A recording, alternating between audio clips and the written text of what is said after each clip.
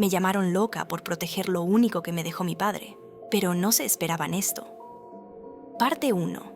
Cuando morir no es lo peor que puede pasar.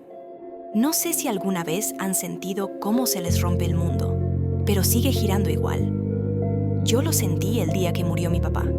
Era mi único pariente real.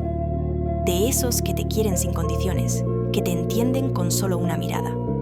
Y cuando se fue como si me arrancaran el centro del pecho. Tenía 26 años. Me sentía como una niña perdida. Pero el duelo, el verdadero duelo, no empezó con su muerte. Empezó después. Empezó con la codicia, con las sonrisas forzadas, con las palabras disfrazadas de apoyo que escondían algo detrás. Yo estaba casada. Marcos. Nos habíamos conocido en la universidad. Nos casamos rápido, demasiado rápido tal vez. Y su mamá, Silvia, siempre fue una mujer complicada. De esas que entran a una habitación y todo se tensa. Nunca me vio como suficiente. Nunca me preguntó si estaba bien cuando papá murió. Solo dijo, ahora tendrás que aprender a valerte sola. Mentira. Papá me dejó todo arreglado. Él era así, prevenido, meticuloso. Sabía que lo suyo era grave y dejó su testamento firmado, notariado y con un regalo que me hizo llorar durante semanas. La casa, esa casa de 3 millones, que no era solo ladrillos, era memorias. Él la había construido desde cero. Cada detalle tenía historia. Cada ventana, cada madera, era su manera de decirme, esto es tuyo, porque tú eres mi hogar. Al principio, no le dije a nadie cuánto valía, ni siquiera a Marcos. ¿Por qué lo haría? Pensé que lo importante era el significado, no el dinero. Pero claro, no todos piensan así. Al poco tiempo empezaron los comentarios. Sutiles. ¿No crees que podríamos mudarnos ahí? Me dijo Marcos un día, así, casual. Tiene más espacio. Podríamos empezar una familia. Lo pensé, lo consideré. Yo también quería una familia algún día. Pero todavía no estaba lista. Todavía dolía. Le dije que quería tiempo, que prefería dejar la casa cerrada un poco más. Y ahí fue cuando cambió. De repente, su tono se volvió más impaciente, más exigente. Silvia empezó a pasar por la casa sin avisar. Una vez la encontré adentro, midiendo paredes con un contratista. Sin permiso, sin siquiera un mensaje.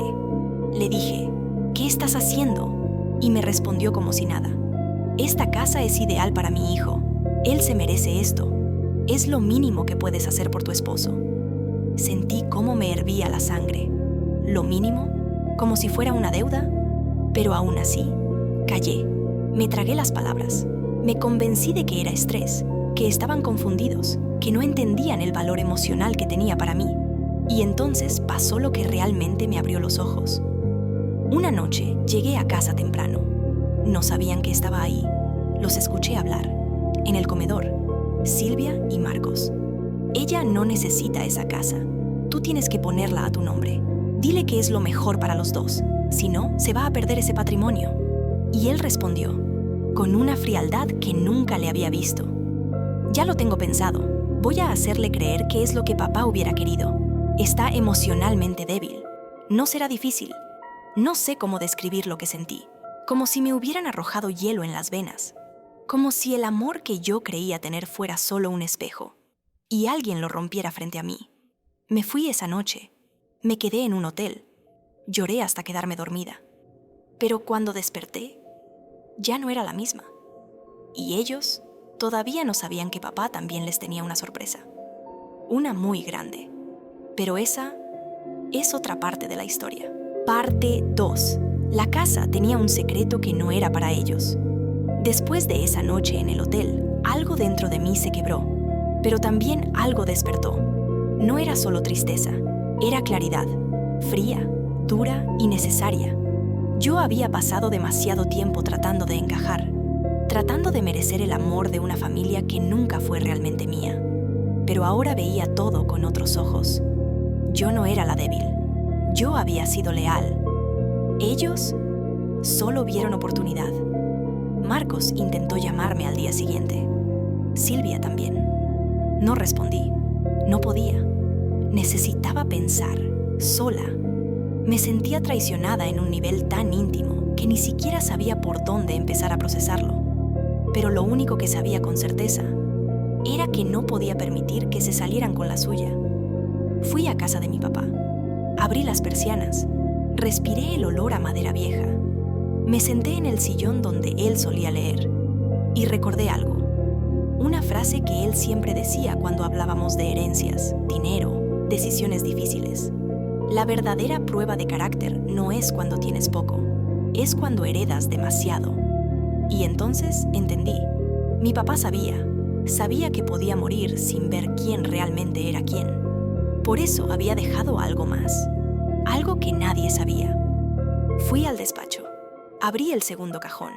Ahí estaba. Una carpeta con letras doradas. Sucesión blindada. No solo me dejó la casa, me la dejó con candado legal. Testamento notariado, sí, pero también cláusulas de protección para evitar que cualquier cónyuge o familiar político pudiera reclamarla, habitarla o figurar en ella. Y lo más importante, había una carta, escrita a mano, con su letra. Si estás leyendo esto, probablemente ya te diste cuenta de algo que yo temía. El amor a veces se tuerce, hija, y a veces quienes deberían cuidarte solo te miran como lo que puedes darles.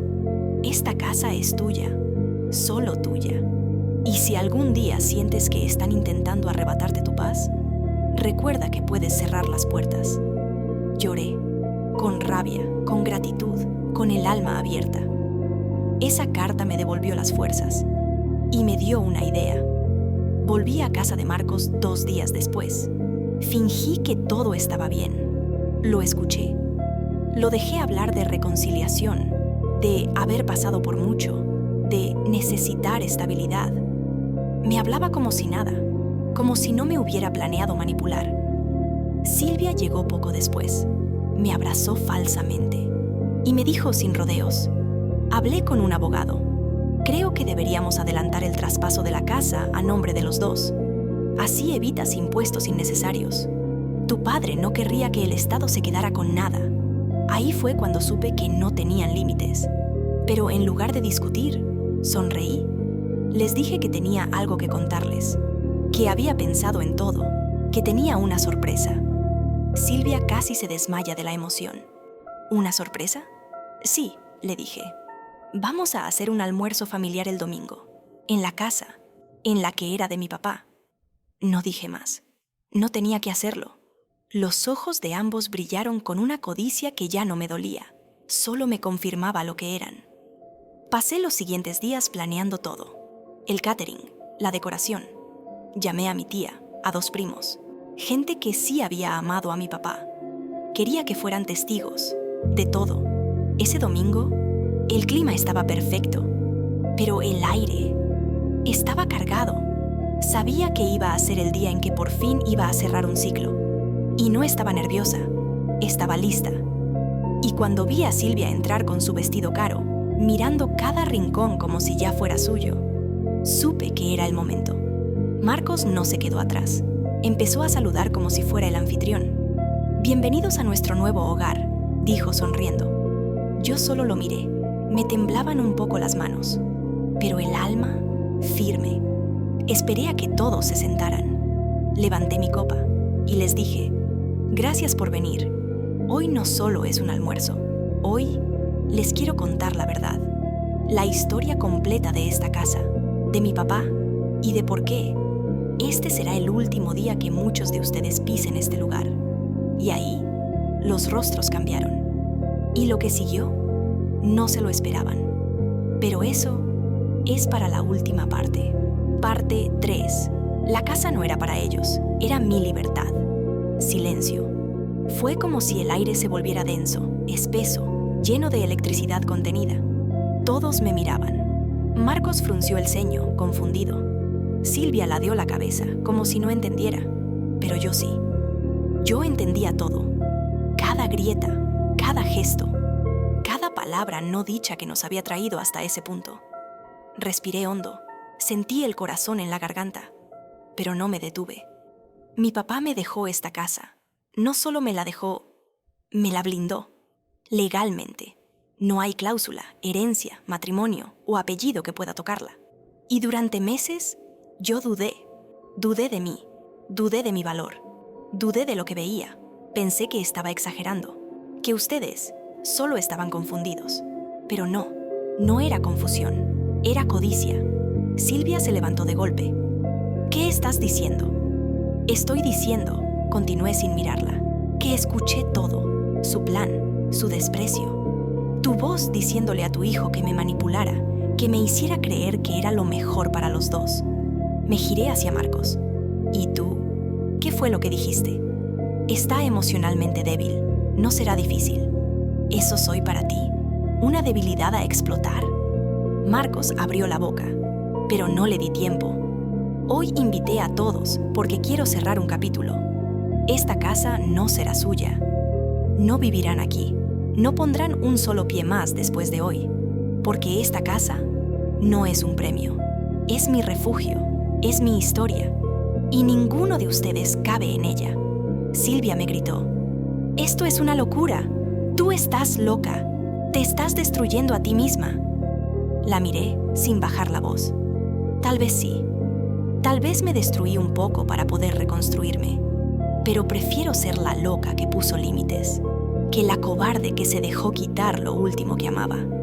Se hizo un silencio que quemaba. Me acerqué al centro del salón y tomé una carpeta. La abrí. Era una copia del testamento y las cláusulas de exclusión. Las dejé sobre la mesa, frente a todos. No tienen ningún derecho aquí. Y si alguna vez vuelven a pisar esta casa sin mi permiso, enfrentarán cargos. Legales. Reales. Marcos se quedó pálido. Silvia se desplomó en una silla. Mi tía me tomó de la mano. Mis primos no dijeron nada, pero sus ojos lo decían todo. Orgullo, dolor, cierre. Les pedí que se retiraran, uno por uno. Silvia se negó a levantarse al principio. Dijo que era una humillación. Y sí, lo era, pero no la mía. Cuando finalmente se fueron, cerré la puerta. Y por primera vez en meses, sentí paz. No euforia, no venganza vacía. Paz. Como si el alma por fin pudiera estirarse sin miedo a romperse. Volví a ese sillón donde mi papá leía. Y lloré. Ni un número de tristeza, de alivio, de gratitud, de amor hacia mí misma por haberme elegido. Por fin. No les voy a mentir, me costó mucho llegar hasta aquí. A veces me sigo preguntando si hice lo correcto, si quizás fui demasiado dura. Pero después recuerdo que cada límite que puse fue por una razón, que no puedes construir amor donde solo hay interés, y que la lealtad no se exige, se demuestra. Yo no heredé una casa, heredé un acto de fe. Mi papá creyó que yo iba a saber protegerme, aunque doliera. Y lo hice.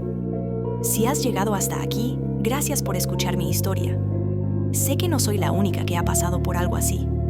A veces las traiciones vienen de donde más debería venir el cuidado. ¿Te ha pasado? ¿Te han querido quitar algo que era tuyo por derecho, por amor, por herencia, por confianza? Cuéntamelo. Me encantaría leerte.